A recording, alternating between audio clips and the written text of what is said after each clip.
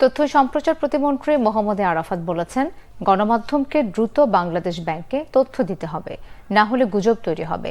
বুধবার সকালে economic reporters ফোরামে সাংবাদিকদের জন্য কর্মশালার আয়োজন করে জাতীয় গণমাধ্যম ইনস্টিটিউট। কর্মশালায় তথ্য সম্প্রচার প্রতিমন্ত্রী মোহাম্মদ আরাফাত বলেন, তথ্য দেয়া এবং নেয়ার ক্ষেত্রে দুপক্ষের আরও পেশাদার হতে হবে।